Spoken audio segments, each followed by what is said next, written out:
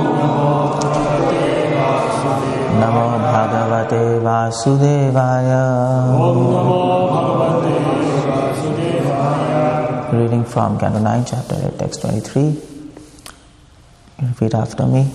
Tam Tvam Akham Jnana Ghanam Svabhava. Pradhasta Maya Gunabheda Mohai. Sananda Adair Munibhir Vibhavayam. Tatham Vimuraha Paribhavayami.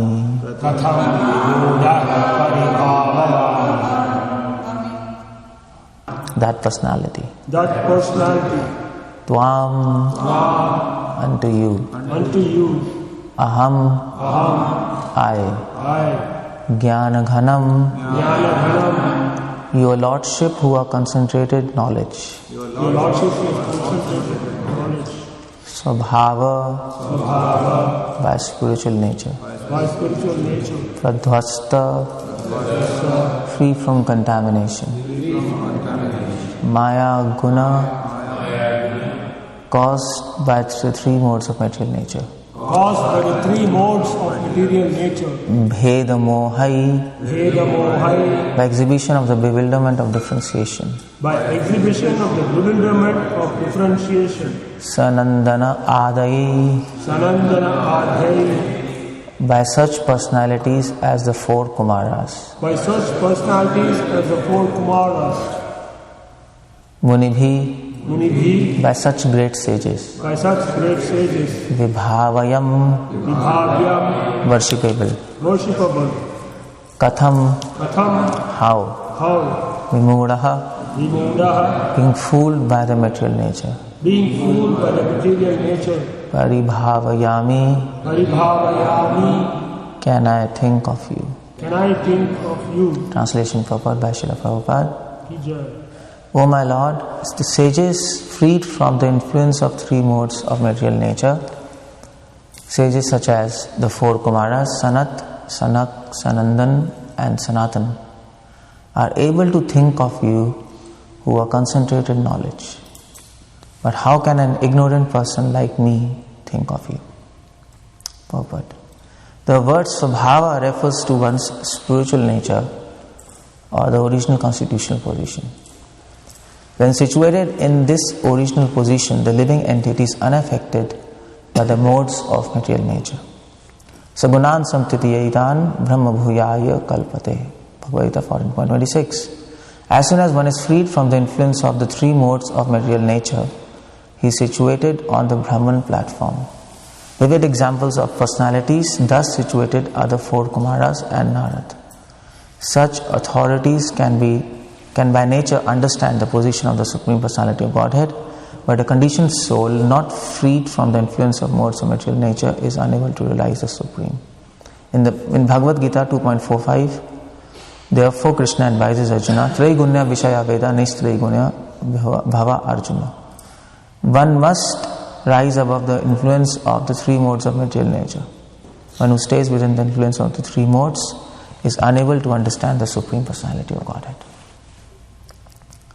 So, Om Jnana Timirantasya Jnananjana Shalakaya Chakshur Unmilitam Yena Tasmai Shri Guruve Namah Namam Vishnu Padaya Krishna Preshthaya Bhutale Srimate Bhakti Vedanta Samanti Namaste Saraswate Deve Gauravani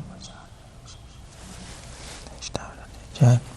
So, this verse is continuation of the last verse, and of course, and Sagar Maharaj, the sons of Sagar, they are praying to Lord Kapila, glorifying him. And they are saying, Tam Tvam Aham Jnana Ghanam Svabhava. The important point in this first line is that this word Tvam and Aham, they come together. Tvam means you, Aham means I. So well, we know who is Krishna, we know who are we, but the emphasis in this purport, in this verse is the comparison between God and living entity. That's why these two words are together, Tvam, Aham. So, and when you compare, you can know many things, which you cannot know just by independent knowledge of two objects. It's difficult to know. Like for example, if I say that this student has got 60% marks in exam. So what do you make of it? Yeah, 60% marks, good. But if I say that all other students have got 90% marks, now what do you make of this? This means that the person who has got 60% marks is a failure. You get more information. By comparison, you get more information. So, this verse compares Krishna and us. And what is the comparison? This word is used, Jnana Ghanam. Prabhupada translates Jnana Ghanam as who is concentrated knowledge. Ghana means concentrated, Jnana means knowledge. Who is God? Who is Krishna? They say he is full of knowledge. Okay, fine. Who am I? So this word is used, Vimudha. That Aham is connected to Vimudha. Who am I? I am full. So if you compare both of them, Krishna and us, what do you understand? You understand that soul, all the soul in scriptures, it is called Satchitanand. Prabhupada also says in Bhagavad Gita, soul is full of knowledge, eternity and bliss. But here Sagar Maharaj, the sons of Sagar say, no. Krishna, you are full of knowledge, you are full of eternity, you are omnipotent, omnipresent, omniscient. You know everything. That's your knowledge. Not about my knowledge. All those scriptures say that soul is full of knowledge. The meaning of that is that soul knows, Krishna knows everything and soul knows nothing. That's the meaning of full of knowledge. We are full of knowledge that Krishna is supreme, Krishna is a master. He knows everything. And in comparison to him, our knowledge is negligible. We are full. So when scripture says that soul is full of knowledge, that means soul has the knowledge that it is full. That's the knowledge. That's real knowledge. Real knowledge is not that I know everything. Real knowledge is I know nothing. That's the real knowledge. The soul can understand by his own realization that yes, Krishna is omniscient and whatever I know by his mercy. Otherwise, intrinsically, I am full. That's what Brahma prays in Bhagavatam, 10th canto, 14th chapter. Jananti eva janantava, kim me bahu kritam. Brahmaji says, people who say that they know you, let them know you. As far as I am concerned, I am full. So that's reality. This is not just humbleness, that's reality. That we are like that. Illusion is that we think we know. That's the problem there. So Jnana Ghanam, this word Jnana Ghanam, now you understand. When we compare, now we understand. When you compare, then you understand. If you don't compare, then you end up like Jnanis, Mayavadis. When they read scriptures, scripture says, soul is Satchit Anand. It is full of knowledge, eternity, bliss. Yes, Aham Brahmasmi. They think like that. But when you compare yourself with God, then you understand He's an ocean and your tap water, drop of water from tap. Now, drop has its own value, but when you go to ocean, it has absolutely no value. It's useless. What do you do with that? There's so much water there, no? So, but the question is, how to know God? How to understand God? How to understand this? How to get to this realization that God knows everything, I know nothing. He is supreme and I am full. This realization is difficult because we don't think like that, no? We don't think like that. We think we know something. We don't think that we know nothing. So how to know God? That full of knowledge God. So now we don't know anything. Krishna knows everything. So how to know Him? That's the question, because intrinsically we are full. So that word is used, Swabhava. Swabhava, Prabhupada says, as Prabhupada writes in Purport, refers to own spiritual nature, original constitutional position. Now the first step to know God is Swabhava, to be situated in your constitutional position. This word comes in Bhagavad Gita. Krishna says in, I think, 14th chapter or maybe somewhere, Krishna says, Swabhav adhyatma uchyate. Now, what is Swabhava? What is spirituality? Spirituality means to be situated in your nature. That means Swabhava, Swabhava.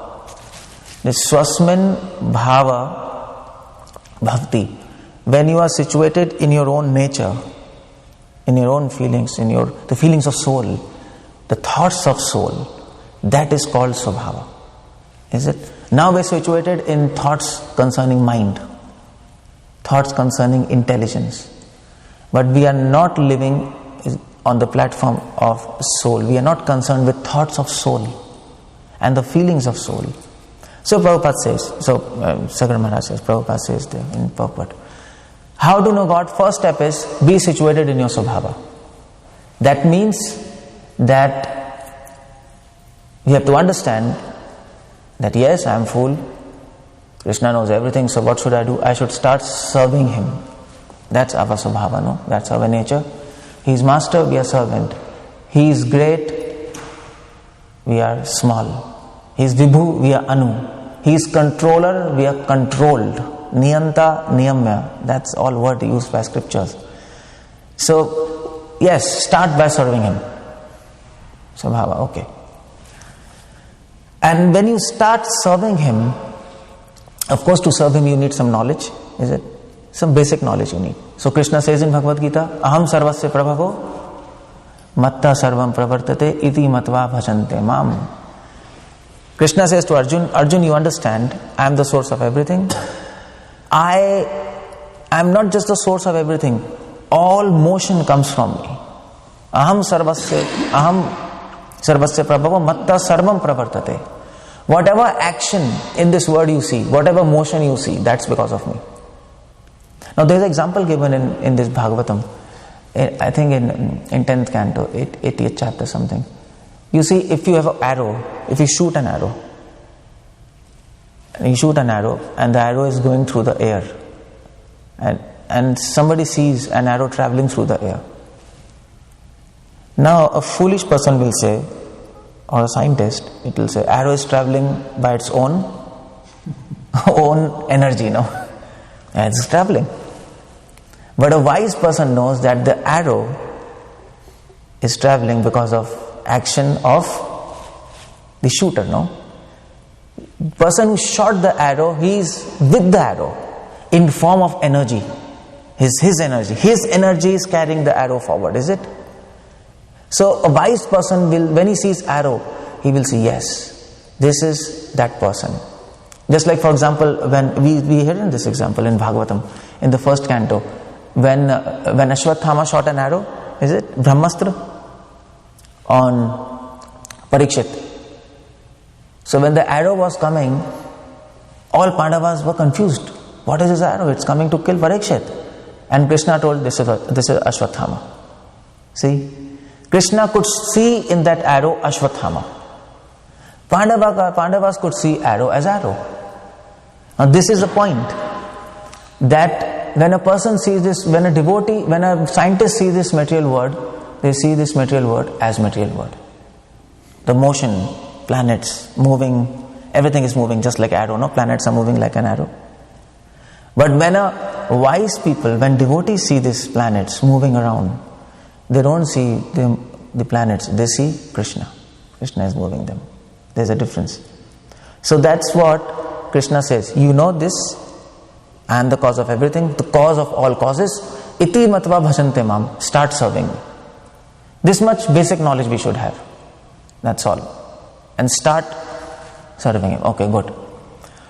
So why to serve Him? Because, well, we are full. Krishna is supreme. What else? What is option? What else? What we have to do? There is no option. Better serve a person who knows everything. Better don't serve yourself and any other person who doesn't know anything. It's a risky business. So when you serve Krishna, situated in a constitutional position, then what happens? Prabhupada says, living entities unaffected by modes of material nature. Pradhasta maya guna bheda moha. Pradhasta means destroyed. When we start serving Krishna, then the effect of modes of nature, they get destroyed. They start leaving us. That's a verse in Bhagavatam, first canto. Vidyate hide granthi Chidyante sarva samshaya Shiyante chasya karmani Param drishtva Adrishtva evatmana ishvare. So that is beautiful verse. When we start serving Krishna, three things happen.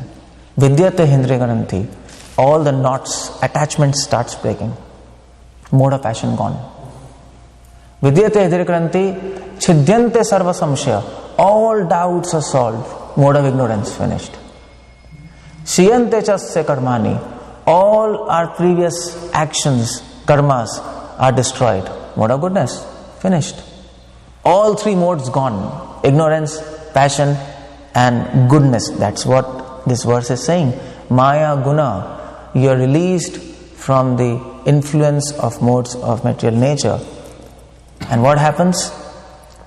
When you are released from influence of modes of material nature, bheda mohai.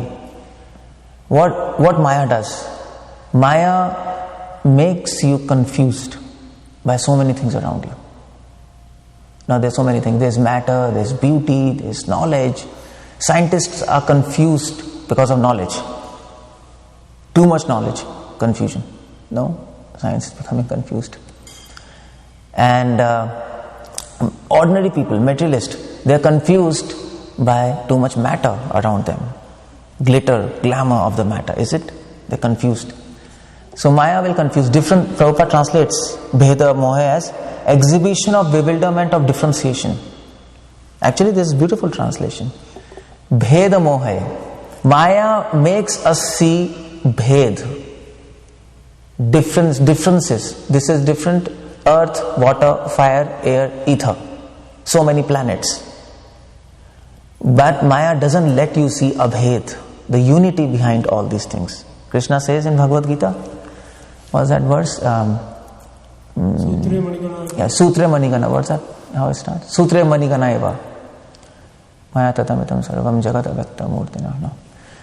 So Krishna says, I am the thread behind all the pearls. Now, suppose if you have that necklace, you can see pearls. Tick, tick, tick, tick, tick. Kinchit asti dhananjaya.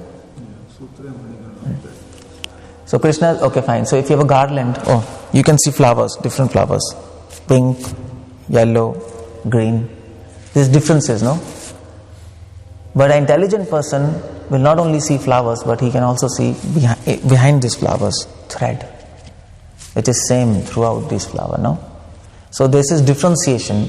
Different flowers, but there is something common in all of them. That is thread, which is keeping them together. That is what wise people see.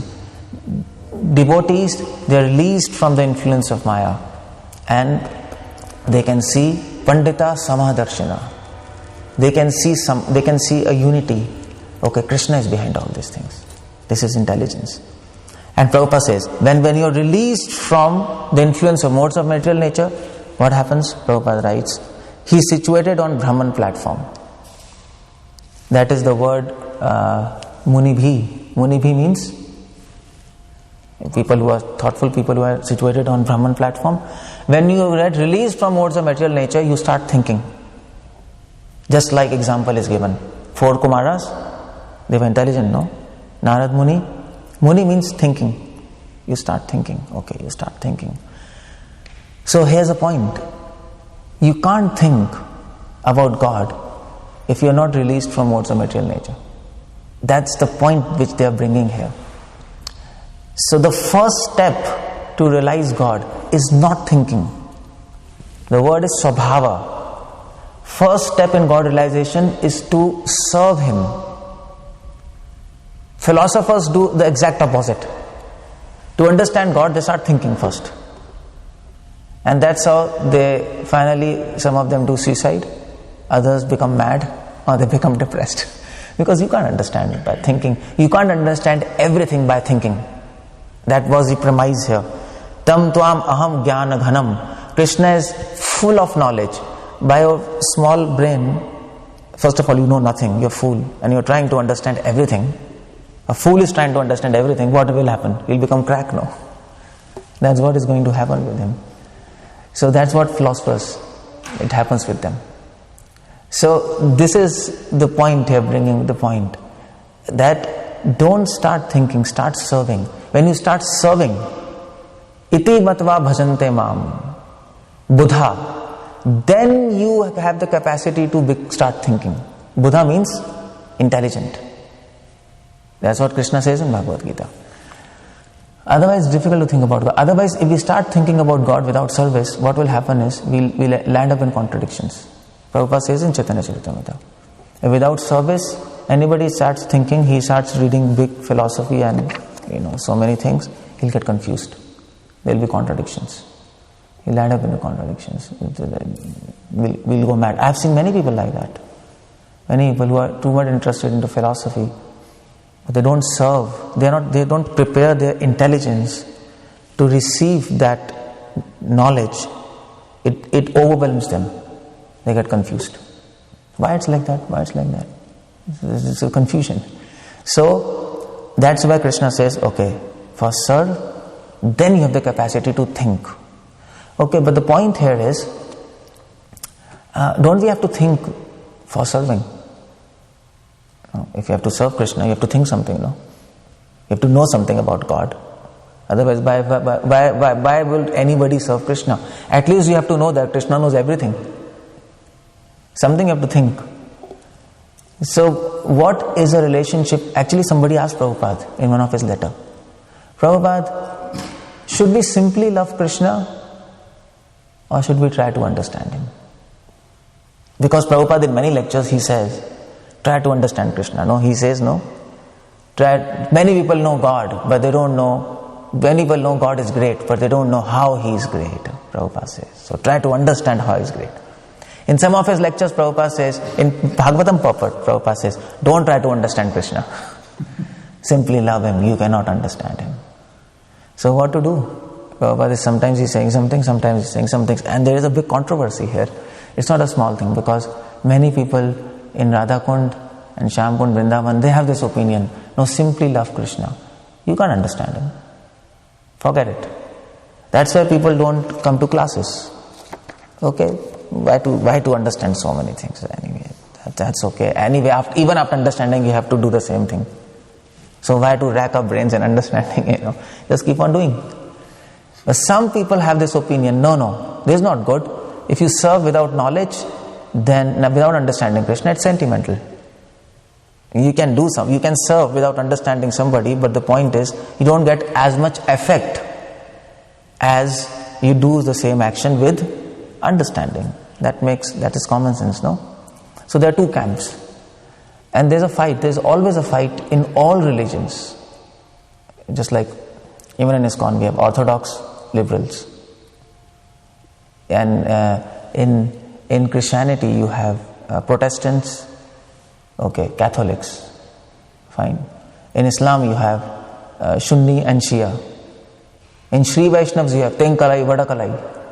In Madhvas also you have Dasa Sampradaya and Tirthas, the pontiffs. There is always a division. So they asked Prabhupada, okay, Prabhupada, what should we do?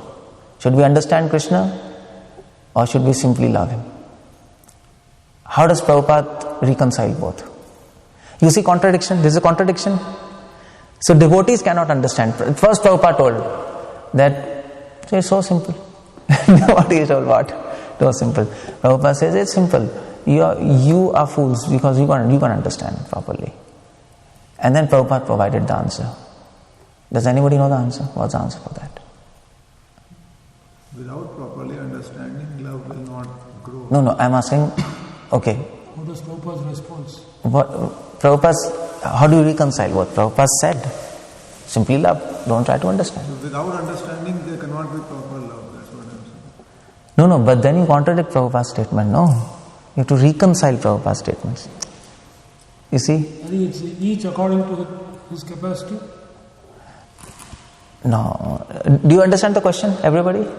Understand the question? Now, the reconciliation means we have to get with the answer, some answer which can satisfy both propositions.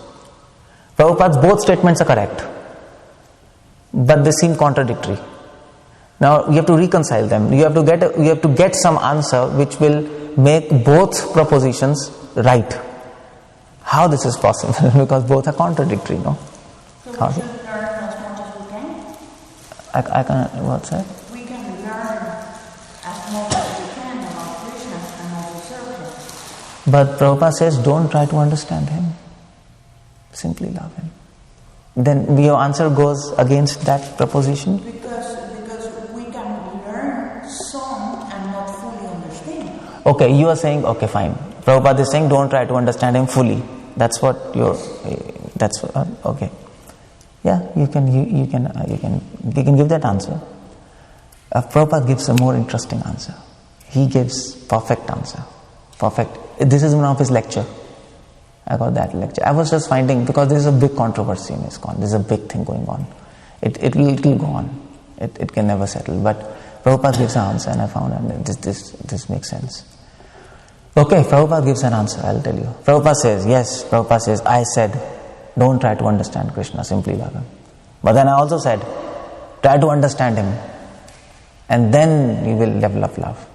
Now Prabhupada said, the answer is, you try to understand Krishna. When I said you don't try to understand Krishna, I said that you don't try to understand Krishna by your speculation.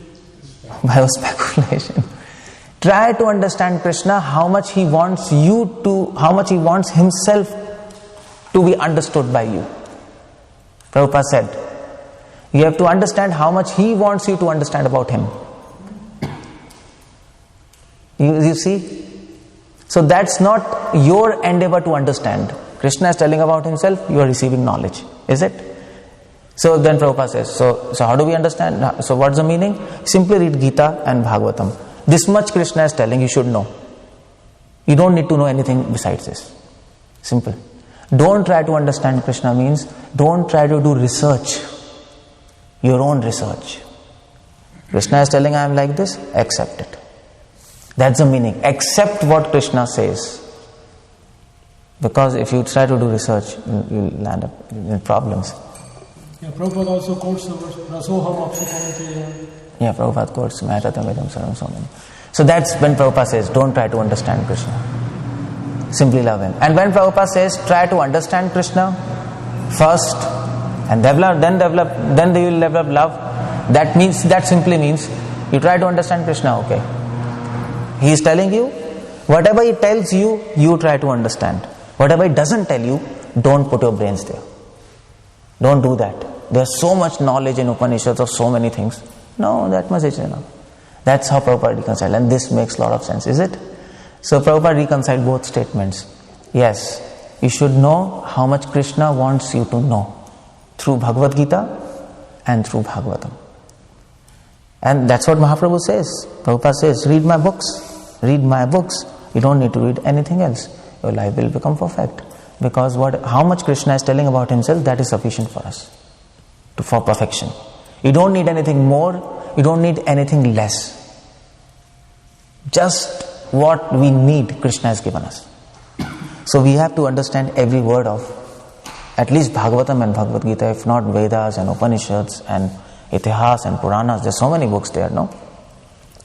So that's the point. So, okay, when you get released from modes of material nature, you start thinking about him. Then you develop capacity to think about him. Munibhi. When you start thinking about him, then what happens? Then the word is used, vibhavayam. Now vibhavayam means worshipable. Prabhupada translates as worshipable. Now this word vibhavayam, bhava means emotions. Is it? And vi means special. So when you start thinking about Krishna, by Krishna's mercy, because we have done service to him, Now we will be able to understand so many things, what he's telling. Then you develop attachment. When you develop attachment, you develop feelings for him. Bhava, vibhavem, emotions for him. And then you worship Krishna with emotions. This is the platform where our devotion, real devotion begins. Worship with emotions and feelings. That's what Krishna says. Iti matva bhasante mam buddha bhava samanvita. Krishna says, when you serve me, bhajante, then you become intelligent, buddha. You get the capacity to think because your heart becomes pure. No, your heart is pure. Your heart is free from distractions of this material world. Then you can close your eyes and think about Bhagavatam. If your heart is not free from distractions of modes of material nature, what you are going to think? You're going to be just in our own world, So when we start thinking bhava, then we develop emotions for Lord. Because that thinking will bring us in contact with God. Is it? 24 hours we'll be thinking of Krishna. Automatically, we'll not be affected by distractions. You're walking, talking, everything, but still Krishna will be in the background of your mind. So then we get attachment and then emotions. And that's what a devotee is. Devotee worships Lord with emotions and feelings. Jnanis worship Lord by knowledge. Tapasvis worship Lord by austerities. Yogis worship Lord by sense control. Devotees worship Lord by feelings. So, Prabhupada says in Chaitanya Charitamrita that emotions are the natural ornaments of a Vaishnava. Is it? It makes devotee beautiful. No? Just like a female, females like to put ornaments, no? They want to become beautiful. So devotees like to put emotions, satvik bhav, tears in the eyes, that ashru, kamp, romanch, tears in the eyes, shivering of limbs. These are symptoms of ecstasy. This is what we want. Then we will look beautiful in the eyes of Krishna. Krishna wants to see us beautiful, no? Is it? Everybody wants to see beautiful girls. Or maybe girls want to see beautiful boys, whatever. So Krishna wants to see beautiful devotees. It's the same thing, same psychology. But Krishna doesn't want to see us well-dressed. That is not the point. We have to be well-dressed, but not that well-dressed. I mean to say, in India there's a concept. In India, if you go to Bengal, there's a Appa Sampradaya. You understand Appa Sampradaya? Deviated sect of Chaitanya Mahaprabhu. So they are devotees of Chaitanya Mahaprabhu, they call themselves, but they are deviated sect. And they are called as Sakhi Bekis. What they do is, they say, yes, when we go in front of Krishna, we should look beautiful. So they dress very nicely. They do makeup, all females and males. And even if you go to India, Banke Bihari, Banke Bihari temple. All these pandas, they are pujaris, they dress very nicely, like extremely, what can we say? Opulent dress, shining and everything. And their logic is, yes, in front of Krishna we should look beautiful, but they are complete nonsense. That's a nonsense thing. You don't have to look beautiful like that. No, that's not beauty. We have to understand what is the definition of beauty of Krishna, not what is your definition of beauty. That's a wrong thing. Definition of beauty of Krishna is he wants to see vibhavayam. Vibhavayam, this is vibhavayam. This is not vibhav. Vibhavayam. Vibhavayam means ornamented with emotions. Bhavaya. No, we say bhavaya. Is any word? Krishnamaya. No, we say Krishnamaya. He is always, Radha is Krishnamaya. She's always thinking of Krishna. She's infused with Krishna. Krishna is Radha Maya. Krishna is always thinking of Radha. Every atom of Krishna is thinking of Radha. So devotee, when he starts thinking of Lord without distractions, he develops attachment and emotions. He becomes vibhavayam. He is surcharged with emotions for Lord. That's the idea. And Krishna's Kaviraj Goswami says, Chaitanya Charitamrita, his entire body is pervaded with emotions, just like poison. Emotions become like poison. If you take a drop of poison, it will go into your blood, no? you're dead. So similarly, when a devotee chants holy names, he serves Krishna, all the feelings, they spread from the heart to all his body. Every atom becomes surcharged with emotions. Intense desire to serve Krishna. Intense desire to meet Krishna. Intense desire to make Krishna happy by feelings and by emotions. This is what is devotion all about. So these are the steps which Sagar Maharaj is helping us to understand. But they are saying, Katham Vimudha.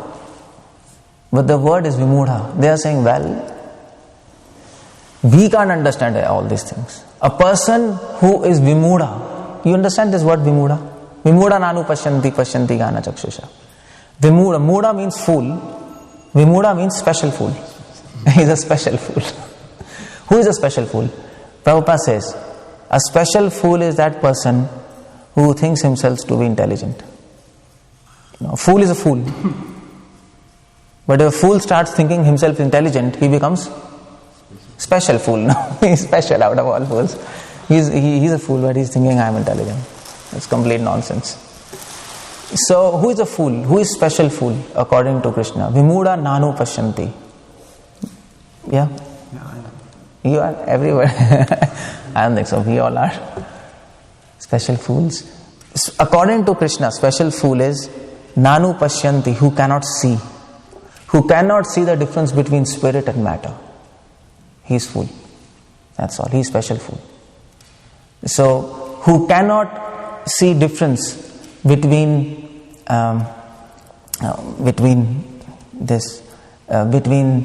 service and sense gratification. We were talking yesterday. He is a special fool. Simple.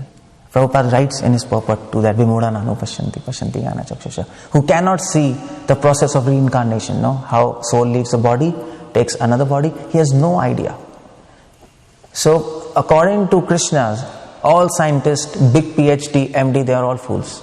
They cannot understand anything about spirit. They are fools.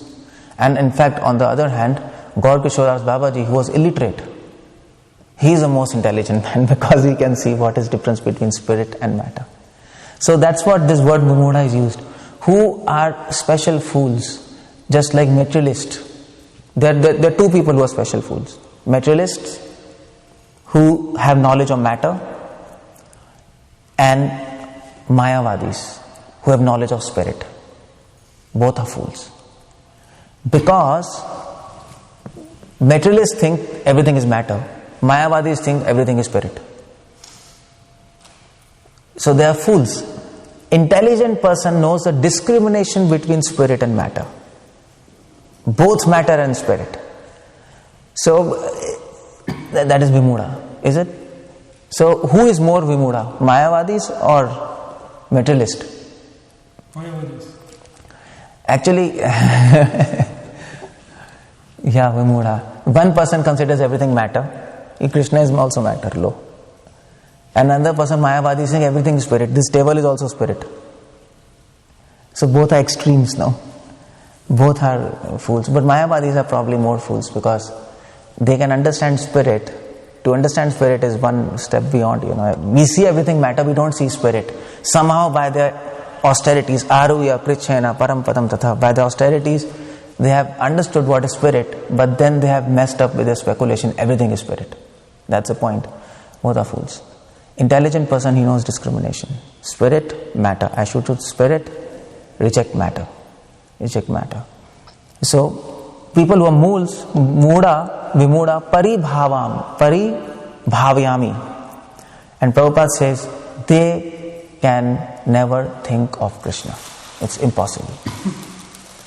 Because they have not done service to Krishna. Because of that, they are not free of modes of material nature. And because of that, they can't think of Krishna. Because of that, they don't have attachment. Because of that, they don't have love, vibhavayam. They don't have emotions. And because of having no emotions, they are living dead. Is it? People who don't have emotions, what do you call them? Dead. What is that? This is no emotions, they are nonsense. Is it? Some people, no emotions. You're living or dead, or what's happened to you, So that's why Bhagavatam says, people who don't have emotions for God, they are living dead. That's all. That they are dead people. How can a dead person think? Is it? That's why they say, Vimudha paribhavyam. Oh, this is wrong. Yeah, bhavyami. Yeah. That's what I was wondering, Yeah, paribhavyami. So they cannot think of Krishna. They are dead. So that's this verse all about. And so now Prabhupada mentioned in his purport. Now what should we do? What's our action plan? Now we understand how to understand God. We also understand who cannot understand God. So what should we do? Now we have to understand God. Now we have to get some action plan from this verse. Otherwise, what's the use of reading everything? So Prabhupada says in purport, in Bhagavad Gita, therefore Krishna advises Arjuna, Traigunya Vishaya Veda Nistraiguna Bhava Arjuna. Arjun, therefore, because of the actions of modes of material nature, you cannot love, you cannot think, you cannot do anything. Get beyond modes of material nature.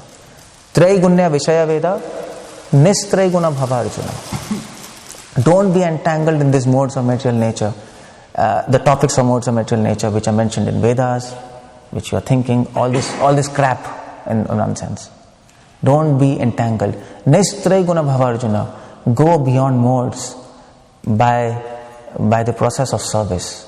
Bhaktya mama vivicharani bhakti yogena sevate sagunan samtityan brahma bhuyaya kalpate. 1426. Just bhaktya mam avicharani, by bhakti, by service, go beyond modes of material nature. And then you can understand. That's what is our immediate goal. So devotion we have two goals. Is it? We are doing devotion now. What's your goal? It is said, love is our goal, is it? Krishna prem pumartho mahan. But that's the long-term goal. What is our immediate goal? To get beyond modes. Prabhupada says so many times. Come in mode of goodness first, is it? Then go beyond mode of goodness. Then you can understand God. Prabhupada says, then you can understand God. So that's our immediate goal, long-term goal. Both things are mentioned in this purport. And Prabhupada is inspiring us. Sagar Maharaj is inspiring us. They're glorifying Krishna. Krishna, you are so nice. Prabhupada says, only gentleman can understand God. Prabhupada says, gentleman. Gentleman means we're beyond modes. So, Hare Krishna. Srila Prabhupada ki Jai. Any questions? I'll stop. Yes? Can you expand or maybe briefly outline what is serving? Yesterday, home program you talked about service, yeah. This morning you talked about serving Krishna. Yeah, it's serving, yeah. Serving is we can talk about it, like keep on talking, but in one sentence, somebody asked Prabhupada, what is service? Prabhupada said once, so they asked Prabhupada, what is Krishna consciousness? Prabhupada gave many answers at many instances. This Krishna consciousness, this Krishna consciousness, this Krishna consciousness, what is service? So once devotee asked, Prabhupada says, service means desire. Desire. Service starts with desire. Anukulena Krishna Anushilanam. That's service.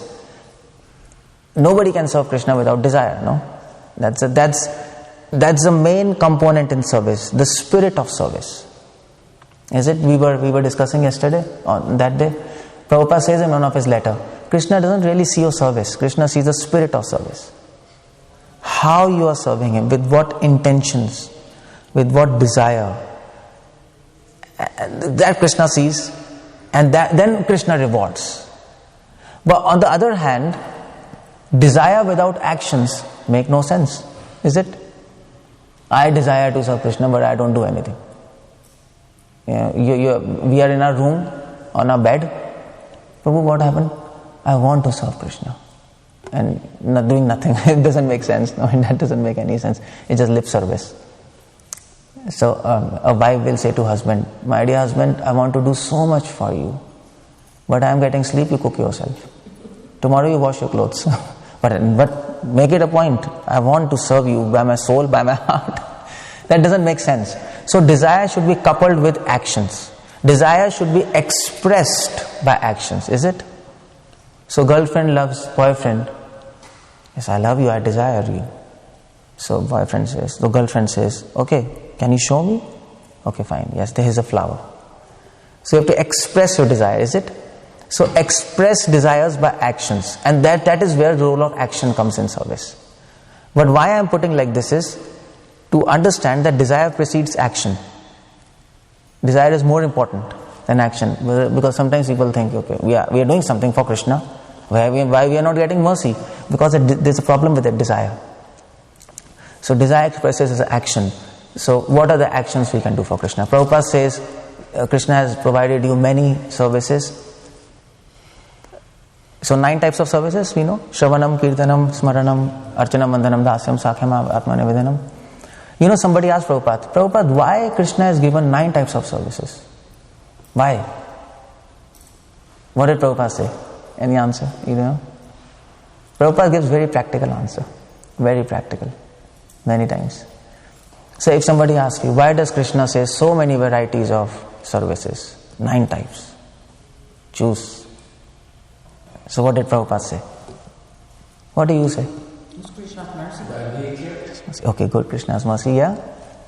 we all are individual, we have our own nature. Okay, I accept that. Okay, fine. Any other answer? Yeah. Prabhupada's answer, Prabhupada's answer is a very practical answer. These are good answers, but these are a little theoretical. Prabhupada's answers are interesting. Yes, what do you say? 9 types of service for 9 types of people. Yeah, with how Prabhupada answers, that's my question. So Prabhupada says, Prabhupada said, why Krishna gave you 9 types of services? So many services Krishna gave you because you don't get bored. Unless you get bored doing one thing. Is it? You get bored, you can't chant always. It's impossible. So there's variety. Krishna likes variety. Krishna is interesting. He makes his service interesting. But you can do this, you can do that, you can do this, you can do that. And that's what we are doing, no? Otherwise we can't do. We get bored. We leave Krishna consciousness. So that is action in service. There's desire in service. But then there's a third component. You're desiring, you're acting, but you have to remember that desire and action should make Krishna happy. Otherwise everything gets useless. So much endeavor to buy a flower bouquet for a girlfriend, and you buy and you take to a girlfriend flower bouquet, and then she says, I'm not pleased. And you say, what I'm doing here? Is it the parents, parents do so much for the children, and children say, come on Papa, I'm not pleased with you, what you're doing for me. And then parents say, what I'm doing, why I'm doing for him, whole life I've been working for him. What's the use of that? Is it? It all becomes useless. So third component is, we should desire in such a way, we should act in such a way so that it pleases God. That's very important. Because in spiritual world sometimes it happens. Okay, fine. What is most important? Desire, action or pleasing? Now tell me. What is the most important in service? Pleasing? Action. The goal. Okay, whatever you answer, give me a reason. Otherwise we can see all answers. Desire, pleasing, action. So I have to choose the answer. Desire to please is... Desire to please. No, you have to make a choice. You have to make a choice. Now tell me. Action, because action will please him. Pleasing is... Okay, you know what, sometimes what happens? You see altar? Radha Krishna? Radha doing something? Nothing. Krishna is doing something? No. They are like picture, They are posing like anybody takes. Okay. Sometimes in spiritual world, Radha is sitting with Krishna, just sitting, nothing, doing nothing. Krishna is pleased? Yes. Is it? It happens now in material world also. A boyfriend is sitting with girlfriend whole day in the park, doing nothing, no action, but still both are pleased. The fact she is sitting, they are pleased. So sometimes no actions, but yet there is devotion. Is it? It can happen like that.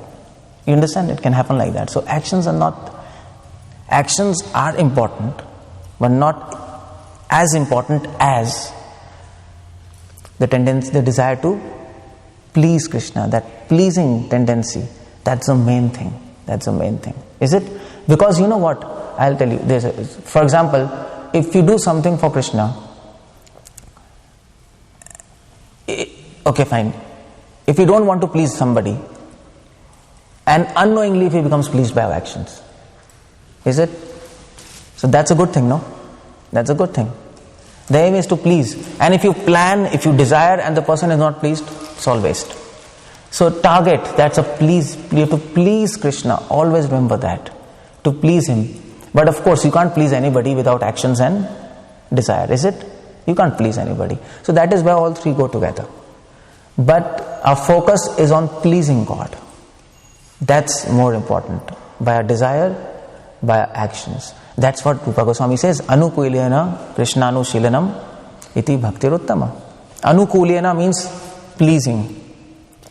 Krishnanushilanam means desire and actions. And yesterday I told that how do we know Krishna is pleased? How do we know Krishna is pleased? Of course. Yeah. Krishna is pleased, and Krishna is pleased, we'll get detachment from this material world. We'll be free of modes of material nature. This is Maya Gunai Bheda Mohe. That's the point. We'll get free of lust, anger, greed. We'll get free of craving for this flesh, what we have. We'll get free of cravings for this matter, which is almost impossible. We're living in this flesh, but you get free of that desire, that craving.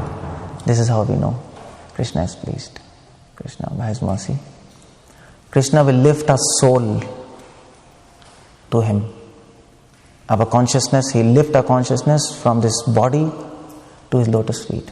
That's what Chaitanya Charitamrita it says. Krishna smaran jar, deha smaran nahi aar. You'll start forgetting your bodily consciousness. You'll get, Prabhupada said, if Krishna is pleased, if your devotion is nice, you will conquer sleep and thirst and hunger. No? Prabhupada says that. You'll conquer sleep, thirst and hunger. It will not hamper your services. That's what Prabhupada said. That's a small thing. Anyway, yes. When we talk about the three gunas, sorry, go ahead. You first. Yeah. When we talk about the three gunas, sattva is a major component. So can you clarify that the devotees should have the qualities of sattva guna and then some, right? And not the opposite of sattva guna. So that means that a devotee has to have the qualities of sattva guna by being truthful, honest. You're mentioning. Okay, fine. I got your point. Please restate the question. Okay, the question is, Prabhu is asking that do devotees have to be situated in mode of goodness? Because the verse says you have to go beyond modes. So obvious conclusion of devotees is, okay, beyond modes. So no goodness, no bad, no good, nothing. Do whatever you want. So that's what happens now. So the question is, do we have to be in mode of goodness?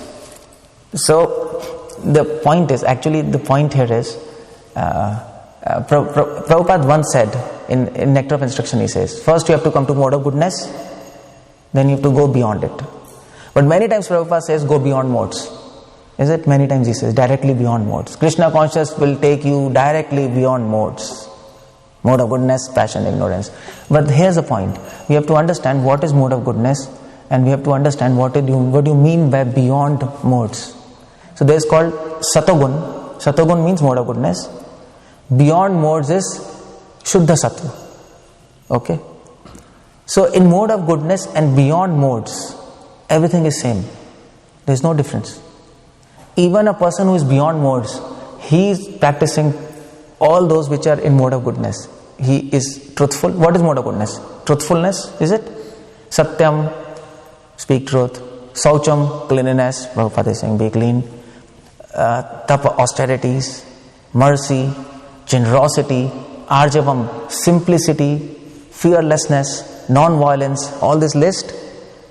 The difference between mode of goodness and beyond modes is just one. Everything is same. What is the difference? That difference is, one is to satisfy one's senses, the other is to satisfy. yes, in mode of goodness there is selfishness. Selfish. In beyond modes, it is selfless. In mode of goodness, the person is trying to become good to satisfy himself. That's the point. To get peace and happiness for himself. But beyond modes, you are becoming good to satisfy Krishna. But nevertheless, you have to become good. That's the point. That's why Prabhupada says in many of his purports, yes, we have to try to develop qualities which are in mode of goodness. It's important to develop all these good qualities, because these good qualities will help us serve Krishna better. And in fact, Prabhupada also says, all these good qualities will automatically manifest if we serve Krishna. They'll automatically manifest. But the point here is, where Krishna will give you all good qualities if you serve Him. If you're not getting good qualities and yet you are serving Him, this means what? If you are serving Him, if you are not getting good qualities, this means what? The motive is... Yeah, this means Krishna is not getting pleased. If Krishna is getting pleased, we'll get all good qualities, is it? But the point is, Krishna will give you the gift of good qualities, but your endeavor is to carry them, protect them. Just like Krishna gives gift of child, you don't get child by your own endeavor, no. Krishna gives you gift baby. But then he says, okay, I have given you a gift of baby, but now you have to nurture him, take care of him. So Krishna will give you all good qualities, automatically manifest. But you have to be careful to guard it. If you don't guard good qualities, just as it has come, it will go away. So that's why what happens. When we start serving Krishna, yes, devotees automatically become merciful, they speak truth. But if we are not attentive, what will happen? All these good qualities will go away, and again devotees will become. That's why we see many devotees, no? They don't have good qualities. Is it? They don't have, they shout, they can't speak properly, sometimes they are violent. People say, come on, devotion is not, it's wrong, devotion is wrong. Krishna, we heard, automatically all good qualities are coming, but there's no good quality. He's serving for 20 years, no good quality. No. Krishna gave him the gift, but he destroyed it by his own foolishness. So, like a baby, we have to safeguard our good qualities, because there are so many bad people who can confuse us. So that's the point there. So we have to nurture them. Krishna will give you some realization what is truth, and then you have to nurture. You have to practice truth. Krishna will give you some realization what is mercy. Is it? We don't have any realization what is mercy, and then you have to nurture that mercy. You have to nurture it. You have to take it forward, so that Krishna becomes more pleased. That is our part. So that's, you understand, that's a problem solved. Yes. Do scientists deny subjectivity, or do they don't trust it? Because it seems like scientists have to use technology, and there's often, because they're guided by material motives, they cheat and... So what's the question? It's not reasonable. I think last night you were saying that scientists are trying to be objective. Yeah. Take out subjectivity. But their subjectivity, every scientist has a subjective nature. Oh yeah, okay, fine. yeah. So Trying to deny subjectivity, or they just don't trust it. yeah, so that's the foolishness of them. They are using their subjectivity, but at the same time, they say subjectivity is not scientific. It's science do not deal with subjectivity. You keep it aside.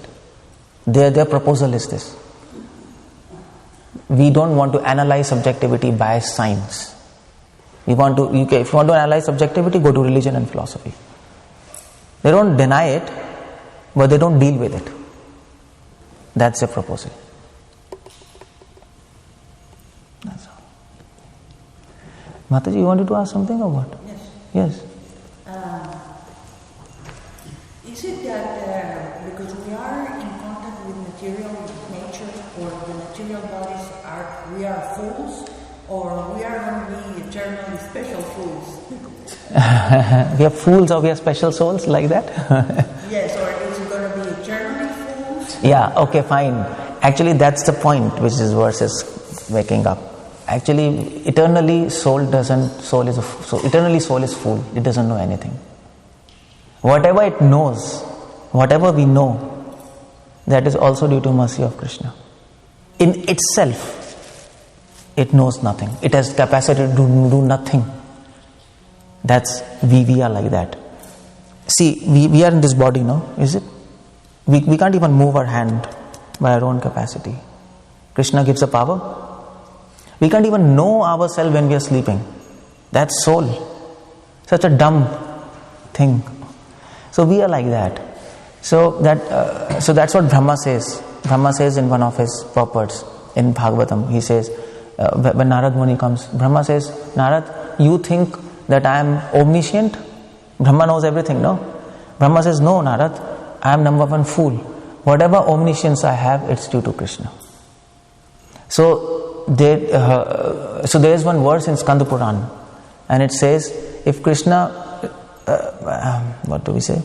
If Krishna takes back his mercy, this would be some good word. If Krishna takes back his mercy, even Brahma and Shiva will become dog eaters. They'll fall down. So we are eternally fool. We are not special, and that is if we can understand we are eternally fool, we become special in the eyes of Krishna. That is, we are like that.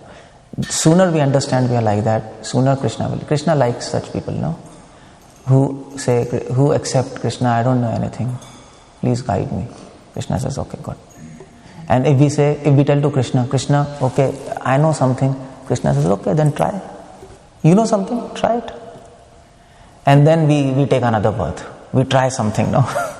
We try something in some birth, and then we fail. And then we say, Krishna, my God, I was thinking I knew this, but I did a wrong thing. And the day we say, Krishna, I don't know nothing. I know nothing. I know you and your mercy. Please lift me. I know about you how much you told me. Beyond that, I don't know. That time Krishna will lift us and take us back. That's all. Thank you. Hare Krishna. Okay, so that's it. Hare Krishna. Srila Prabhupada ki